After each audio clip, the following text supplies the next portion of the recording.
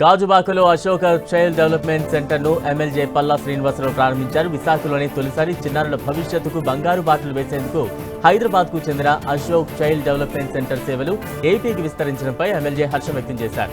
పిల్లల కోసం ఏర్పాటు చేసిన చైల్డ్ డెవలప్మెంట్ సెంటర్ మరింత అభివృద్ధి చెందాలని ఆయన ఆకాంక్షించారు.